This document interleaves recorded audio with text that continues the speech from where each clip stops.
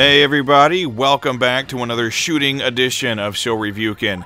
Although today we'll be taking a look at a game that stands apart from its shoot-'em-up peers, and that game is Soul Divide for the Sega Saturn, which was released in Japan in 1997, and it was developed and published by Saikyo, one of my personal favorite shooter developers, with games like Sengoku Blade and Gunbird under their belt, so you know if it says Saikyo, you'll be getting something good. In this game, you have 3 selectable characters to choose from that all have different strengths and weaknesses, and they're all tasked with defending the kingdom from the forces of evil, which include demented wizards, undead monsters, and giant dragons.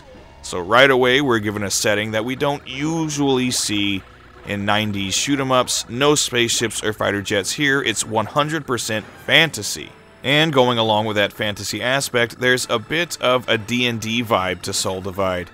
In both the arcade mode and the original mode, as you progress through the game, you level up, so to speak. You can collect items that increase your max MP and HP, and you can acquire various spells, some of which can be used as long as you have enough MP, and some that are one use only, which completely drain your magic meter, but also annihilate everything on screen, including boss characters. As for the playable characters themselves, I said before that they all have different strengths and weaknesses, as they are all different classes of character. So, for example, they each have ranged and melee attacks, so if you choose the huge brute, you can more quickly take out your enemies with his axe, but his firepower is kind of lacking, whereas if you choose the young mage, your best bet is to stick to your firepower and magic attacks. It's fun to try each of them out and enjoy a bit of variety in your shooter, which Saikyo was always really good about.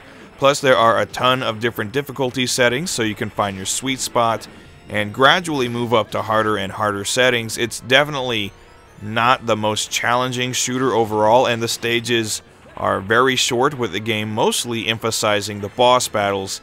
But it's a very fun shooter regardless if you're playing alone or with a friend, and I love that it deviates from the standard shoot-'em-up formula. And complementing that is an awesome fantasy setting, again taken straight from the pages of a D&D book. There are loads of cool monster designs, a nice mix of fantasy-inspired stages, some especially nice character portraits, and some awesome looking magic attacks.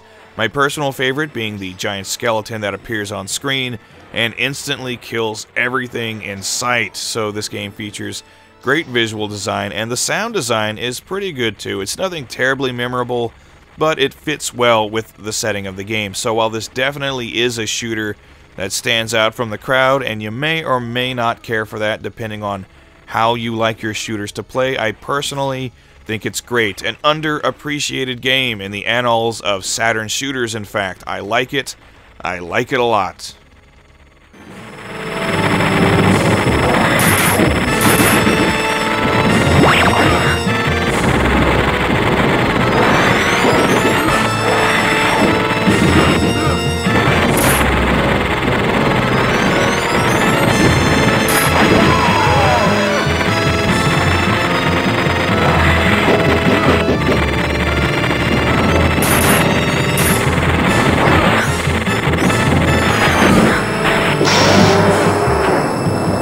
So this is a great shoot-'em-up in my humble opinion. If you're a shooter fan looking for something new and interesting to play and haven't yet tried Soul Divide, I would recommend it. The Saturn port of the game can be pretty expensive, usually going for between 70 and 80 bucks online, but there's great news if you're a Switch owner, that is. Soul Divide and a whole bunch of other great Saikyo shooters are now available in a single collection, which is a dream come true for fans of the genre. So whatever way you play it, I'd be willing to bet you won't be disappointed with Soul Divide.